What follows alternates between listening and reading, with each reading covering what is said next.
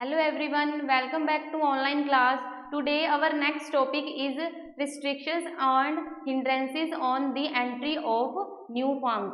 Last concept में हमने discuss किया व्हाट इज मोनोपोली. ठीक है, मोनोपोली क्या होती है? Monopoly market is a market situation where there is only one producer which produce goods and services and has no close substitutes. Means की जो मोनोपोली है वो एक ऐसी मार्केट सिचुएशन होती है जिसमें only one producer, one seller या वन सप्लायर होता है. ठीक है, एंड वो जो भी गुड्स प्रोड्यूस करता है उसके सब्सटीट्यूट गुड्स हमें और कहीं प्रोवाइड नहीं होती है. फिर उसके बाद हमने जो फीचर्स ऑफ मोनोपोली है उसके बारे में डिस्कस किया. जो लास्ट फीचर था वो था कि मोनोपोली में जो न्यू फर्म्स हैं उनकी जो एंट्री है उस पर रिस्ट्रिक्शंस होती हैं. तो ये रिस्ट्रिक्शंस है जो वो क्या होती है? फाइनेंशियली, स्ट्रक्चरली होती है. ठीक है, एंड इकोनॉमिकली होती है.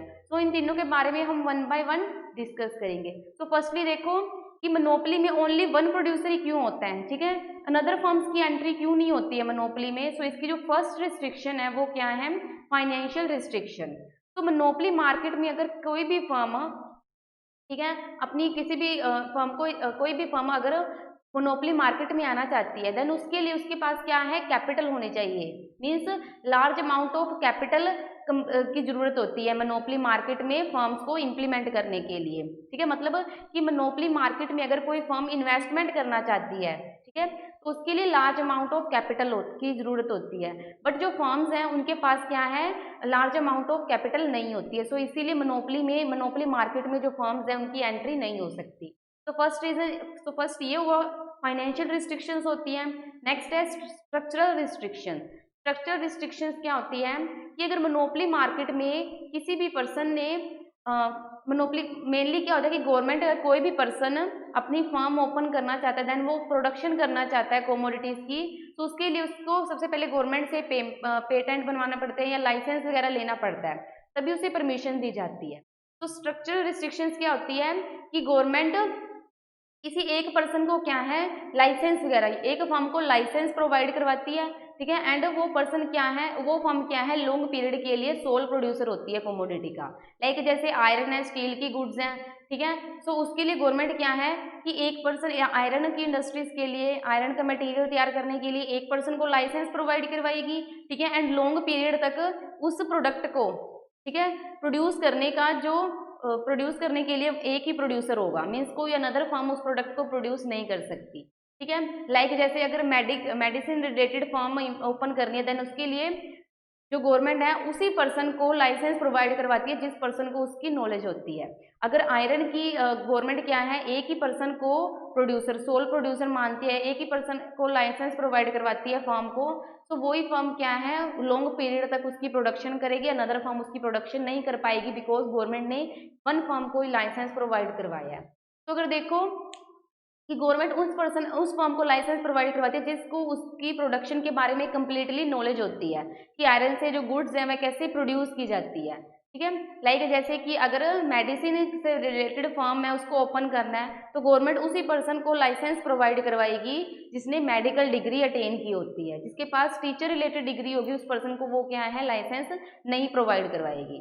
ठीक है, मतलब कि गवर्नमेंट लाइसेंस प्रोवाइड करवाती है तो उस पर्सन को प्रोवाइड करवाती है जिस पर्सन को उस प्रोडक्शन की, कमोडिटी की कंप्लीटली नॉलेज होती है. ओके, तो ये होती है स्ट्रक्चरल रिस्ट्रिक्शंस. क्लियर है? मतलब एक ही प्रोड्यूसर लाइसेंस प्रोवाइड करवाए और एक ही प्रोड्यूसर लॉन्ग टाइम पीरियड तक प्रोडक्शन करता है आयरन मटेरियल की, तो मतलब अनदर फर्म्स है वो उसकी प्रोडक्शन नहीं कर सकती. तो ये हो गया स्ट्रक्चरल रिस्ट्रिक्शन. तो नेक्स्ट रिस्ट्रिक्शंस हैं इकोनॉमिक रिस्ट्रिक्शंस. तो इकोनॉमिक रिस्ट्रिक्शंस जो फर्म की एंट्री पे सबसे ज़्यादा प्रॉब्लम क्रिएट करती है. ठीक है, रिस्ट्रिक्शंस लगाती है. वो कैसे? कि देखो कि जो फर्म्स हैं मोनोपोली मार्केट में क्या होता है कि जो प्रोडक्शन की जाती है, ठीक है, लार्ज स्केल ऑफ प्रोडक्शन होती है, मतलब बड़े लेवल पे प्रोडक्शन की जाती है कमोडिटी. ठीक है, तो लार्ज स्केल ऑफ प्रोडक्शन से क्या है कि जो एवरेज कॉस्ट है वो क्या है? डिक्रीज होना स्टार्ट हो जाती है. Okay, average cost, concept of cost में देखा था हमने कि लार्ज स्केल ऑफ प्रोडक्शन करने से क्या है कि जो एवरेज कॉस्ट है वो डिक्रीज होना स्टार्ट हो जाती है. तो इसीलिए अनदर फर्म्स हैं उनकी एंट्री मार्केट में, मोनोपोली मार्केट में एंट्री होना उनकी वो क्या है? मुश्किल होती है. क्लियर है? अब देखो नेक्स्ट, ये तो हमने देखा इकोनॉमिक रिस्ट्रिक्शंस. नेक्स्ट रिस्ट्रिक्शंस है कि जो पब्लिक यूटिलिटी के लिए, मतलब पब्लिक के यूज के लिए जो गुड्स होती हैं, ठीक है। तो उनसे रिलेटेड इंडस्ट्री पे गवर्नमेंट अपना कंप्लीटली कंट्रोल रखती है, वो इंडस्ट्रीज की प्रोडक्शन गवर्नमेंट क्या है प्राइवेट कंपनीज को नहीं प्रोवाइड करवाती। लाइक जैसे कि public utility goods, electricity, water supply, telephone etcetera. तो ये जो एरियाज हैं, ठीक है, ये किसके कंट्रोल में है? गवर्नमेंट। ठीक है। सो जो भी प्रोडक्शन होती है वो क्या है? पब्लिक यूटिलिटी गुड्स की जो प्रोडक्शन है, ठीक है, तो प्रोडक्शन रिलेटेड जो इंडस्ट्रीज हैं वो गवर्नमेंट के कंट्रोल में होती है। गवर्नमेंट क्या है, जो वाटर सप्लाई, इलेक्ट्रिसिटी, टेलीफोन, इनकी ऊपर क्या है, जो इनको जो क्या है पब्लिक प्राइवेट कंपनीज होती हैं उनको प्रोवाइड नहीं करवाती। ठीक है। मतलब कि पब्लिक यूटिलिटी गुड्स की प्रोडक्शन पे गवर्नमेंट का कंट्रोल होता है, प्राइवेट कंपनीज को उन गुड्स की प्रोडक्शन के लिए परमिशन नहीं दी जाती है। तो ये रिस्ट्रिक्शंस हैं जिसकी वजह से न्यू फर्म्स हैं, ठीक है, वो क्या है मोनोपोली मार्केट में एंट्री नहीं कर सकती। तो नेक्स्ट हमारा कंसेप्ट है वो है sources of monopoly. Sources of monopoly means कि मोनोपोली के मेनली क्रिएट होने के रीजंस क्या हैं, मोनोपोली मार्केट क्यों क्रिएट होती है। तो जैसे हमने रिस्ट्रिक्शंस की हैं, लाइक देखो कि मोनोपोली मार्केट में क्या है, सोर्सेज ऑफ मोनोपोली क्रिएट होने के मेन रीजंस क्या हैं। तो फर्स्ट रीजन यही है कि इसमें न्यू फॉर्म्स की एंट्री नहीं हो सकती। ठीक है, न्यू फॉर्म मोनोपोली मार्केट में एंटर नहीं कर सकती, तो ऑब्वियसली एक ही पर्सन का रूल होगा। ठीक है। अब देखो जो नेक्स्ट है रीजंस हैं वो कौन कौन से हैं, कि जो गवर्नमेंट है वो ओनली वन फॉर्म को लाइसेंस है, पेटेंट है, वो प्रोवाइड करवाती है। तो इसीलिए वो फर्म है वो क्या है सोल प्रोड्यूसर होती है गुड्स की। ठीक है। सो लाइक जैसे कि अगर मेडिसिन रिलेटेड अगर फर्म है, ठीक है, पर्सन ने ओपन करनी है, तो गवर्नमेंट उसी फर्म को मेडिसिन की इंडस्ट्री ओपन करने की परमिशन देगी जिसके पास मेडिसिन डिग्री होगी। ठीक है, मेडिकल की डिग्री होगी। क्लियर है। तो उसी इसीलिए अगर उसके पास मेडिकल डिग्री है देन गवर्नमेंट उसे परमिशन दे देगी कि वो फर्म क्या है मेडिसिन तैयार करेंगी। ठीक है। देन उसके बाद लॉन्ग टाइम पीरियड तक उसको ही मतलब वो ही प्रोडक्शन कर सकती है, सोल प्रोड्यूसर होगा। तो अनदर फर्म्स हैं वो क्या है मार्केट में एंटर नहीं कर सकती। तो मतलब गवर्नमेंट क्या है अगर एक फर्म को लाइसेंस प्रोवाइड करवाती है तो लॉन्ग टाइम पीरियड तक वो ही पर्सन उस प्रोडक्ट का सोल प्रोड्यूसर होता है, वन सिंगल प्रोड्यूसर होता है। तो इसीलिए जो अनदर फर्म्स हैं वो मार्केट मोनोपोली मार्केट है वहां पे एंट्री नहीं कर सकती। क्लियर है। नेक्स्ट है कि अगर एक ही प्रोड्यूसर, ठीक है, मीन्स कि the control of producer on the raw material, मतलब अगर एक ही प्रोड्यूसर का अब देखो कि कोई भी कमोडिटी की प्रोडक्शन करनी है देन उसके लिए हमारे पास क्या है प्रोड्यूसर्स के पास रॉ मटेरियल होना चाहिए, बिकॉज रॉ मटेरियल से वो क्या है फाइनल प्रोडक्ट तैयार करते हैं। तो अगर देखो जो प्रोड्यूसर्स है, अगर एक सिंगल प्रोड्यूसर के पास रॉ मटेरियल है प्रोडक्शन प्रोसेस के लिए, ओनली सिंगल प्रोड्यूसर के पास रॉ मटेरियल है, देन वही प्रोड्यूसर प्रोडक्शन करेगा। वो किसी अनदर प्रोड्यूसर को रॉ मटेरियल नहीं प्रोवाइड करवा रहा है, देन वही प्रोड्यूसर प्रोडक्शन करेगा। ठीक है। लाइक जैसे स्टील का मटेरियल तैयार करना, आयरन का मटेरियल तैयार करना, अगर उससे रिलेटेड जो रॉ मटेरियल है वो एक सिंगल प्रोड्यूसर के पास है और वो अनदर प्रोड्यूसर को वो मटेरियल नहीं प्रोवाइड करवा रहा, तो जिस प्रोड्यूसर के पास वो मटेरियल है, ठीक है, वही उस गुड्स की मतलब उस रॉ मटेरियल से फाइनल गुड्स तैयार करेगा। सो वो जो गुड्स तैयार करेगा उसकी सब्स्टिट्यूट गुड्स हमें मार्केट में कहीं और अवेलेबल नहीं होगी। तो इसीलिए इससे क्या है मोनोपोली मार्केट की सिचुएशन क्रिएट होती है। मतलब जब एक सिंगल प्रोड्यूसर के पास रॉ मटेरियल है देन वो अनदर प्रोड्यूसर्स को रॉ मटेरियल नहीं प्रोवाइड करवाता, तो मतलब उसकी जो वो प्रोडक्ट तैयार करेंगे आयरन स्टील की वो हमारे डेली मतलब रूटीन में लोग यूज करते हैं। ठीक है। तो इसीलिए उस प्रोडक्ट को एक ही प्रोड्यूसर तैयार करेगा। सो इससे क्या है मोनोपोली मार्केट की सिचुएशन क्रिएट होती है एंड वो प्रोडक्ट हमें मार्केट में कहीं और प्रोवाइड नहीं होगा बिकॉज अनदर प्रोड्यूसर के पास उससे रिलेटेड रॉ मटेरियल नहीं था। ठीक है। अब देखो next sources of monopoly create होने के फर्स्ट रीजन हो गया लाइसेंस। ठीक है। और उसके बाद क्या हो गया न्यू फर्म्स की एंट्री नहीं होती है। ठीक है। एंड सेकंड रीजन हो गया, थर्ड रीजन हो गया कि जो ओनली वन सिंगल प्रोड्यूसर को रॉ मटेरियल के पास रॉ मटेरियल होता है फॉर प्रोडक्शन प्रोसेस के लिए। एंड फोर्थ जो रीजन है वो क्या है कि large scale of production in monopoly market there is a large scale of production. Monopoly market में क्या है मतलब लार्ज लेवल पे हाई लेवल पे प्रोडक्शन की जाती है। तो हाई लेवल पे प्रोडक्शन करने से जो एवरेज कॉस्ट है वो डिक्रीज हो जाती है। तो इसकी वजह से जो न्यू फर्म्स हैं वो मार्केट में एंटर नहीं कर पाती। क्लियर है। तो ये थे हमारे रिसोर्सेज ऑफ मोनोपोली की मोनोपोली की सिचुएशन क्रिएट क्यों होती है। क्लियर है। अब नेक्स्ट कंसेप्ट नेक्स्ट है व्हाट इज प्योर मोनोपोली।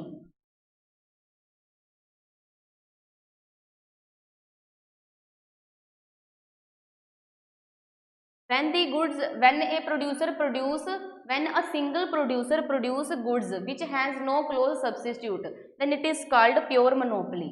तो प्योर मोनोपोली भी यही है कि जब प्रोड्यूसर कोई भी गुड की प्रोडक्शन करता है और वो गुड क्या है हमें उसी प्रोड्यूसर के पास अवेलेबल हो सकती है अनदर मार्केट में, ठीक है, या अनदर प्रोड्यूसर के पास उसका कोई सब्सटीट्यूट नहीं होता है, क्लियर है, देन उसे हम क्या कहते हैं, प्योर मोनोपोली। मीन्स कि अगर एक ही प्रोड्यूसर मार्केट में प्रोडक्शन कर रहा है किसी भी कोमोडिटी की और वो कोमोडिटी हमें अनदर फॉर्म से या अनदर इंडस्ट्री से प्रोवाइड नहीं हो रही है, मीन्स उसका कोई क्लोज सब्सटीट्यूट नहीं है, देन उसे हम क्या बोलेंगे, प्योर मोनोपोली, क्लियर है।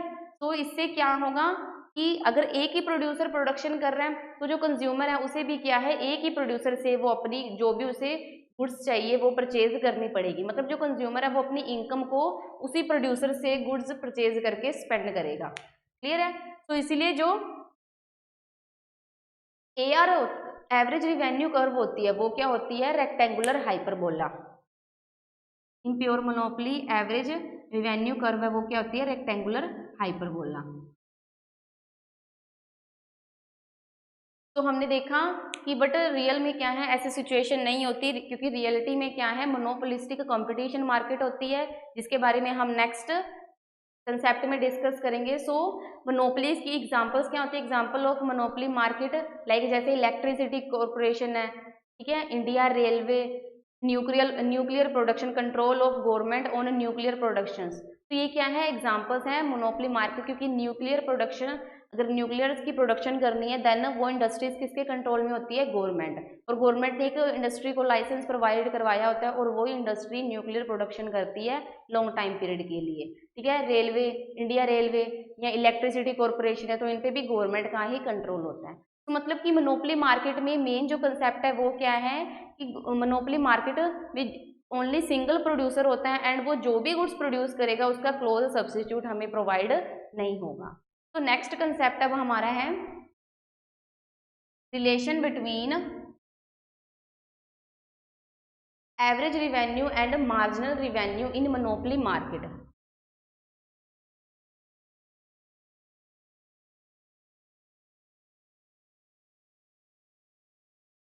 रिलेशन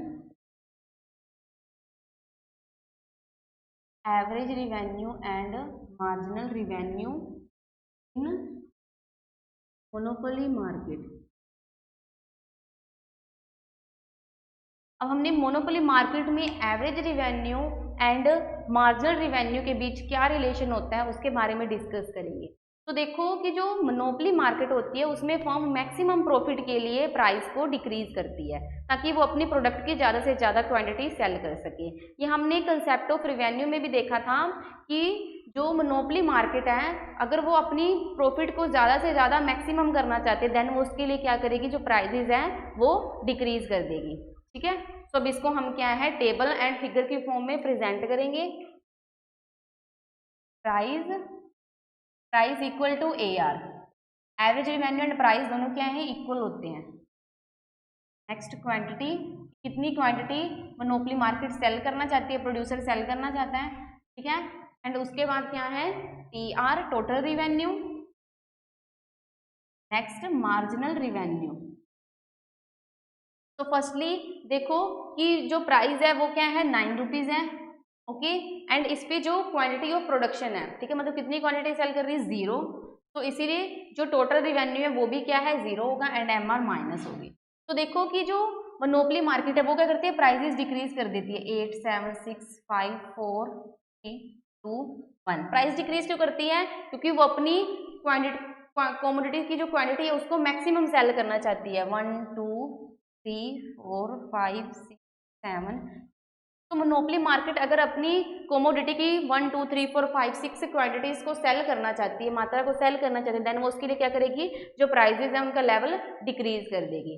तो देखो अब जो TR है टोटल रिवेन्यू से कैसे फाइंड करते हैं, price multiply quantity, 8 14 18 20 20 18 14 and last 8, clear है। एंड मार्जिनल रिवेन्यू कैसे फाइंड करते हैं, डिफरेंस, टोटल रिवेन्यू में कितना चेंज आया 0 8 एंड क्वांटिटी में कितना चेंज आया, उसको डिवाइड करेंगे, देन हमारे पास आ जाएगी मार्जिनल रिवेन्यू। तो देखो 0 to 8 में कितना डिफरेंस है, 8 डिवाइड बाई 1 8, 8 to 14 में 6, ठीक है, 6 का डिफरेंस है। 14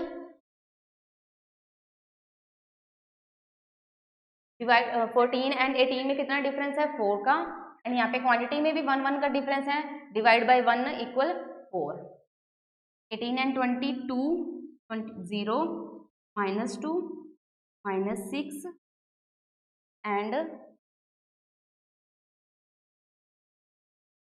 -4 एंड -6। तो ये क्या है, हमने मार्जिनल रिवेन्यू को फाइंड किया है। अब देखो कि मोनोपोली मार्केट में AR एंड MR के बिटवीन रिलेशन फाइंड करना है, देन उसके लिए हमारे पास 3 कंडीशंस हैं, ठीक है, रिलेशन। तो फर्स्टली देखो कि जो MR है वो क्या है, डिक्रीज होती है, ठीक है, फर्स्ट सिचुएशन। सेकंड रिलेशन क्या हो जाएगा कि जो MR है वो क्या होती है, 0 हो जाती है, सेकंड रिलेशन। थर्ड रिलेशन क्या होगा कि जो MR है, मार्जिनल रिवेन्यू है, वो क्या है, नेगेटिव हो जाती है, नेगेटिव। तो ये थर्ड रिलेशन है। मतलब कि मोनोपोली मार्केट में हम average revenue and marginal revenue में 3 रिलेशंस को डिफाइन करेंगे, क्योंकि फर्स्टली जो मार्जिनल रिवेन्यू है वो क्या है, डिक्रीज पॉजिटिव होती है, पॉजिटिव वैल्यूज है। Then after that second step में जो मार्जिनल रिवेन्यू है equal 0 and in third relation marginal revenue is negative. Clear है। तो 0 मार्जिनल रिवेन्यू पे जो क्वांटिटी ऑफ प्रोडक्शन है, ठीक है, वो कितनी है, 5। क्लियर है। अब इसको हम डायग्रामेटिकल वे में प्रेजेंट करेंगे। In y axis we present average revenue and marginal revenue. Region point in x axis we present production, quantity of production. Clear है। सो क्वांटिटी ऑफ प्रोडक्शन हमारे पास है 1 2 3 4 5 6 7 8 एंड यहाँ पे भी हम जो डिफरेंस है वो लेंगे 1 2 3 4 5 6 7 8 एंड 9। तो फर्स्टली यहाँ पे y एक्सिस पे हमने average revenue and marginal revenue को प्रेजेंट किया है।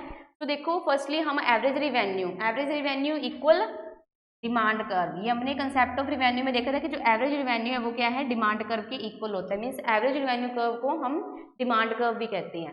तो अगर देखो फर्स्टली हमारे पास जो एवरेज रिवेन्यू है वो 9 8 7 6 5 4 3 2 1। 0 क्वांटिटी पे एवरेज रिवेन्यू है 9, 1 पे 8, 2 पे 7। तो ऐसे क्या है, जो हमारी एवरेज रिवेन्यू है वो हो जाएगी ड्रॉ, एवरेज रिवेन्यू।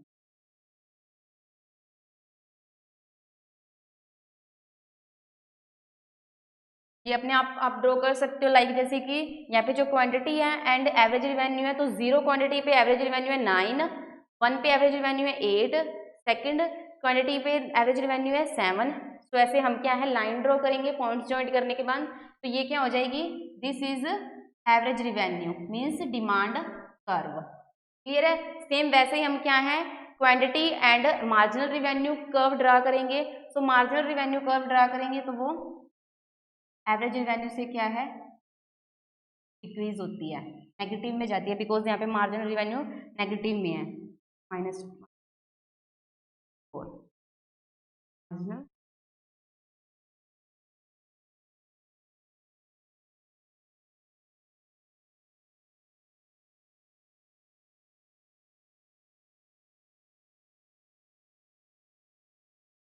तो देखो कि जो डिमांड कर्व है हमारे पास, ठीक है, डिमांड कर्व के मिड पॉइंट पे जो इलास्टिसिटी ऑफ डिमांड है वो क्या होती है, यूनिटरी इलास्टिक। डिमांड कर्व के मिड पॉइंट पे, एवरेज रिवेन्यू के मिड पॉइंट पे जो इलास्टिसिटी ऑफ डिमांड है वो क्या होती है, इक्वल 1, मतलब यूनिटरी इलास्टिक होती है। ठीक है।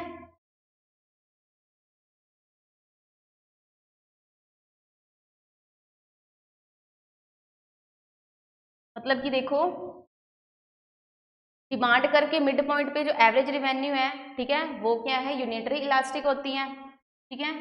एंड यहाँ पर जो है इलास्टिसिटी ऑफ डिमांड है वो क्या होती है, इलास्टिक है। एंड यहाँ पर more than elasticity of demand, less than elasticity of demand, unitary elastic. तो देखो कि ये जो है वो क्या है, A are means average revenue and this is marginal revenue curve. देखो व्हेन इलास्टिसिटी ऑफ डिमांड, ठीक है, वो क्या है, E equal 1, elasticity of demand क्या होती है 1, ठीक है, इक्वल 1, देन उस टाइम पे जो मार्जिनल रिवेन्यू है, ठीक है, मार्जिनल रिवेन्यू है वो क्या होती है 0 ओरिजिन पॉइंट पे, ठीक है। फर्स्टली हम इसके बारे में देखते हैं।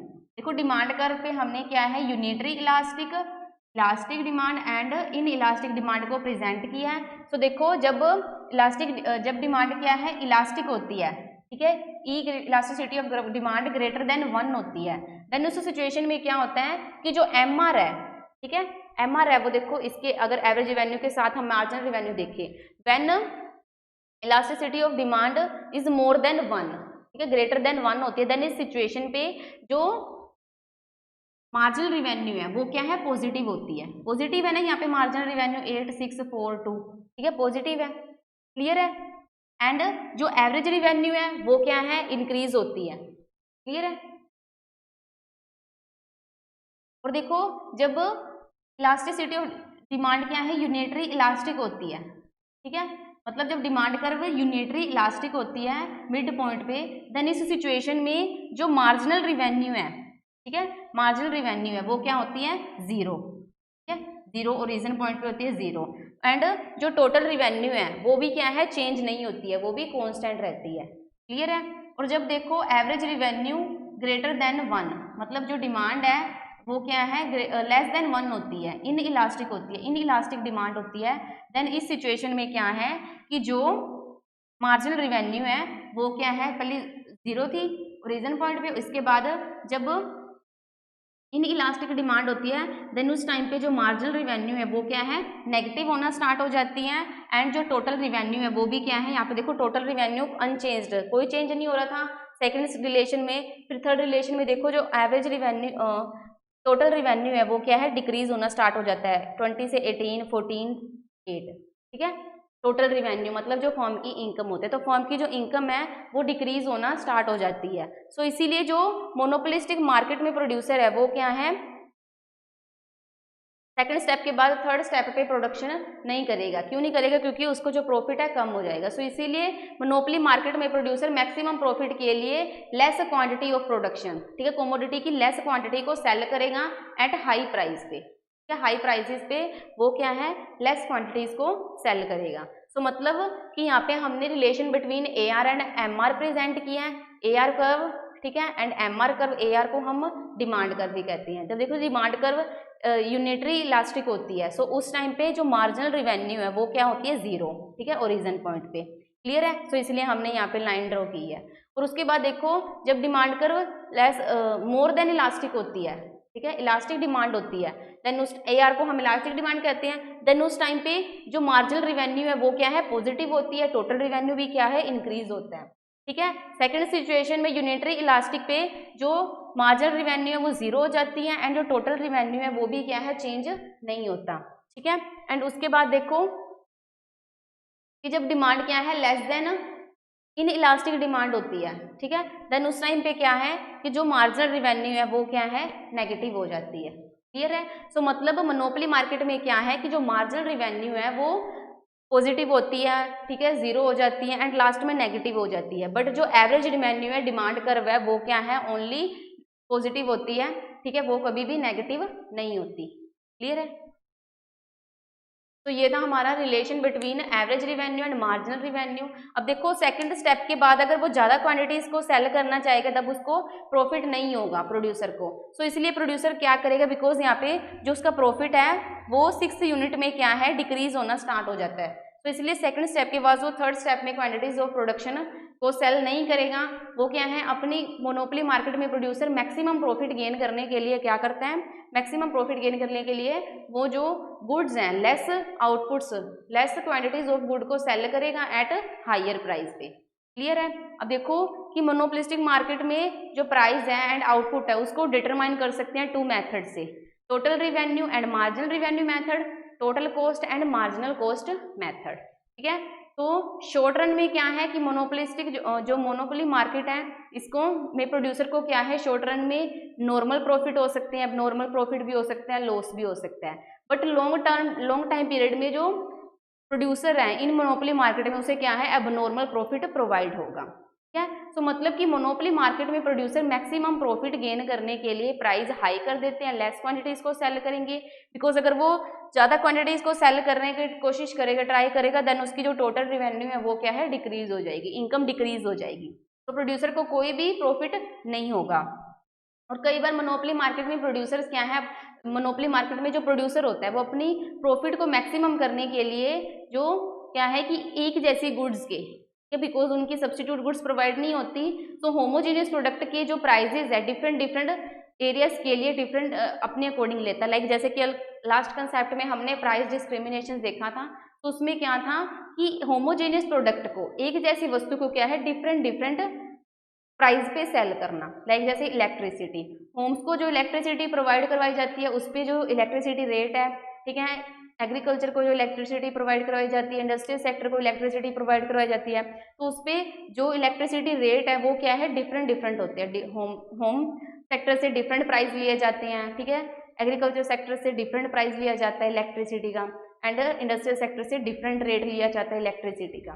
तो मतलब ये सब क्यों करते हैं, प्राइस डिस्क्रिमिनेशन मोनोपोली मार्केट क्यों करती है, अपने मैक्सिमम प्रॉफिट के लिए। क्लियर है, तो ये था हमारा relation between AR and MR in monopoly market.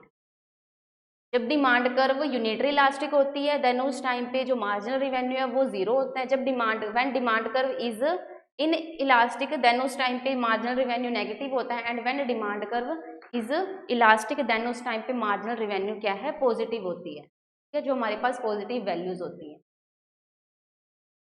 And demand curve is also called average revenue curve. तो अब हम क्या है, मोनोपोली मार्केट के बारे में हमने देखा जिसमें सिंगल प्रोड्यूसर्स होते हैं। तो नेक्स्ट कंसेप्ट है हमारा imperfect market. Imperfect market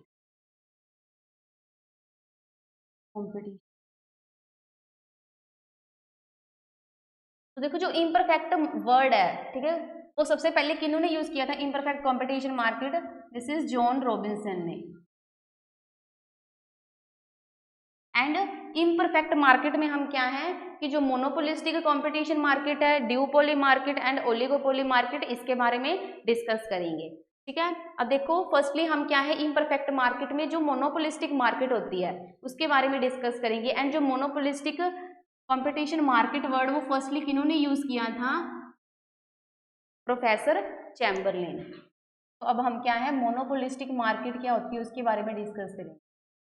monopolistic competition market, and this monopolistic competition word is firstly used by Professor Chamberlain. अब देखो मोनोपोलिस्टिक मार्केट क्या होती है। Monopolistic market, in monopolistic competition market there are large number of firms and monopolistic market में क्या होता है कि जो फर्म्स हैं वो लार्ज नंबर्स में होती हैं, एंड जो प्रोडक्ट्स होते हैं, ठीक है, उनमें भी क्या है, डिफरेंस पाया जाता है। ठीक है, मतलब प्रोडक्ट डिफरेंशिएशन होता है इन मोनोपोलिस्टिक कंपटीशन मार्केट। एंड जो मोनोपोलिस्टिक कंपटीशन मार्केट है वो हमारी लाइफ के बिल्कुल नियर होती है। मीन्स अगर हम अगर अपनी लाइफ में देखें कॉमनली तो मोनोपोलिस्टिक मार्केट पाई जाती है। ठीक है, मोनोपोलिस्टिक मार्केट होती है हमारी लाइफ में, बिकॉज जब भी हम मार्केट में से कुछ भी परचेज करने जाते हैं तो एक जैसे प्रोडक्ट की मतलब जो प्रोडक्ट्स हैं वो होमोजीनियस नहीं होते। ठीक है, मतलब प्रोडक्ट्स सोप्स, जैसे सोप है, साबुन है, ठीक है, उसकी प्रोडक्शन करेंगे बट उनकी जो साइज, क्वालिटीज हैं, कलर हैं, ठीक है, ब्रांड है, उसमें डिफरेंस होगा। तो मोनोपोलिस्टिक कंपटीशन मार्केट ये रियलिटी में जो हमारी अब मार्केट है डेली लाइफ की वो मार्केट होती है। ठीक है, एंड इसमें जो फर्म्स है वो लार्ज नंबर ऑफ फर्म्स होती हैं। जो मोनोपोलिस्टिक कंपटीशन मार्केट है, ठीक है, इसमें किन की फीचर्स इंक्लूड की गई हैं, perfect competition market and monopoly market की फीचर्स को इंक्लूड करके मोनोपोलिस्टिक कंपटीशन मार्केट को इम्प्लीमेंट किया गया है। ठीक है, इसमें जो लार्ज नंबर्स ऑफ फर्म्स होती हैं, ओके, एंड जो प्रोडक्ट्स हैं उनमें डिफरेंस होते हैं। क्लियर है, अब देखो मोनोपोलिस्टिक कंपटीशन मार्केट। सो मोनोपोलिस्टिक कंपटीशन मार्केट क्या होती है ये तो मैंने आपको बता दिया। नेक्स्ट हमारा है features of monopolistic competition market. Features, विशेषताएं क्या है, कैरेक्टरिस्टिक्स। तो फर्स्ट है large number of firm, large number of in monopolistic market there are large number of firm but small in a size. ठीक है, the technique used in is simple in monopolistic competition market. तो monopolistic competition market में क्या होता है कि जो firms होती हैं लार्ज नंबर होती है, मतलब बहुत ज़्यादा फर्म्स होती हैं, बट जो फर्म्स का साइज है वो क्या है, स्मॉल होता है। मीन्स मोनोपोलिस्टिक कंपटीशन मार्केट में जो भी पर्सन अपनी फर्म इम्प्लीमेंट करते हैं, ठीक है, तो उस पर वो क्या है, जो स्मॉल इन्वेस्टमेंट मतलब कम पैसा है वो इन्वेस्ट करते हैं, कैपिटल इन्वेस्ट करते हैं। तो the size of firm is small. And monopolistic competition market में जो टेक्निक यूज की जाती है, ठीक है, वो भी क्या है, सिंपल होती है। तो मीन्स मोनोपोलिस्टिक कंपटीशन मार्केट में लार्ज नंबर, तभी तो लार्ज नंबर ऑफ फर्म्स होती है, बिकॉज मोनोपोलिस्टिक कंपटीशन मार्केट में इन्वेस्टमेंट करने के लिए, ठीक है, किसी भी पर्सन को अपनी फर्म ओपन करने के लिए क्या है कि capital level less amount of capital की जरूरत होती है, टेक्निक भी क्या है, सिंपल यूज होती है। So in monopolistic competition market there are large number of firms, like जैसे कि examples monopolistic competition market, textile industry, food processing industries, ठीक है, these are the examples of monopolistic competition market. तो इसकी next जो feature है वो है product differentiation, product differentiation.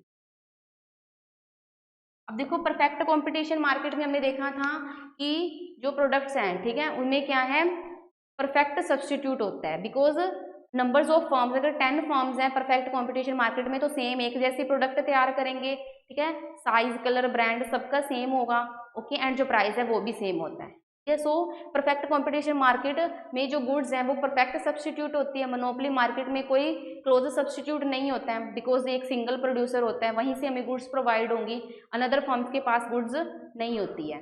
But जो मोनोपोलिस्टिक कंपटीशन मार्केट है ये हमारी रियल लाइफ की मार्केट है। सो इसमें क्या है, जो प्रोडक्ट डिफरेंशिएट होते हैं, ठीक है, मतलब मोनोपोलिस्टिक कंपटीशन मार्केट में जो प्रोडक्ट्स हैं उनके क्लोज सब्स्टिट्यूशन होते हैं, नियर सब्स्टिट्यूशन, ठीक है। अगर एक फर्म का प्राइस ज़्यादा है, सोप का, साबुन का अगर एग्जाम्पल लेते हैं, तो हम अनदर फर्म से उसे परचेज कर सकते हैं, बट उसकी ब्रांड क्वालिटी साइज वो क्या है, डिफरेंट होता है।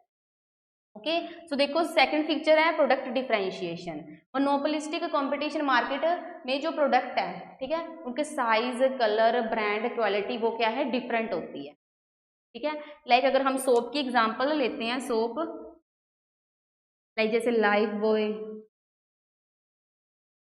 गोदरेज, लक्स, तो ये क्या है, तो सोप, बट इनकी जो क्वालिटी है, ब्रांड है, कलर है, साइज है, वो क्या है, डिफरेंट होते हैं, क्लियर है।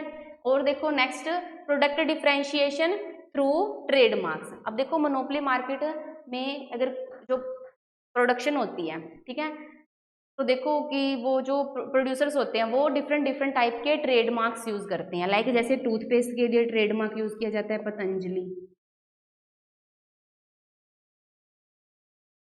Toothpaste, Colgate and Closeup etcetera. मतलब कि ये क्या है, डिफरेंट डिफरेंट ट्रेडमार्क्स होते हैं। तो इसीलिए जो फर्म्स है, फर्स्टली अगर वो टूथपेस्ट की प्रोडक्शन कर रही है, देन उसके लिए वो गवर्नमेंट से क्या है, ट्रेडमार्क के लिए लाइसेंस बनाती है, ठीक है, पेटेंट करवाती है। फिर उसके बाद वो ट्रेडमार्क क्या है, लाइक जैसे वो पतंजलि ट्रेडमार्क यूज करना चाहते हैं, कोलगेट यूज करना ट्रेडमार्क यूज करना चाहती है फर्म्स, तो उसके लिए उन्हें क्या है, लाइसेंस लेना पड़ता है। और लाइसेंस एक्सेप्ट होने के बाद ओनली वो ही फर्म क्या है, वो ट्रेडमार्क यूज कर सकती है, अनदर कोई भी फर्म उस ट्रेडमार्क को यूज नहीं कर सकती। तो ट्रेडमार्क यूज करने के लिए सबसे पहले गवर्नमेंट से लाइसेंस या पेटेंट बनवाना पड़ता है। ठीक, अब देखो मोनोपोलिस्टिक कंपटीशन मार्केट में जो प्रोडक्ट डिफरेंशिएशन है थ्रू एडवर्टीजमेंट, ठीक है, and credit facilities. Monopolistic competition market में एडवर्टीजमेंट्स के थ्रू भी प्रोडक्ट डिफरेंशिएशन, मतलब प्रोडक्ट्स में डिफरेंस होता है, ठीक है। अब देखो एडवर्टीजमेंट लाइक कि मोनोपोलिस्टिक कंपटीशन मार्केट में जो प्रोड्यूसर्स हैं वो मैक्सिमम प्रोडक्शन के लिए, मैक्सिमम प्रॉफिट गेन करने के लिए एडवर्टीजमेंट्स देते हैं, ठीक है। सो एडवर्टीजमेंट्स कंज्यूमर के माइंड पे क्या है, साइकोलॉजिकली इफेक्ट डालती है। तो इससे कंज्यूमर्स है वो क्या है, एडवर्टीजमेंट्स के थ्रू गुड्स की तरफ अट्रैक्ट होते हैं। इससे जो प्रोड्यूसर्स हैं अपना मैक्सिमाइज प्रॉफिट करते हैं। तो नेक्स्ट जो फीचर्स हैं मोनोपोलिस्टिक मार्केट्स के वो हम नेक्स्ट टॉपिक में डिस्कस करेंगे। Thank you.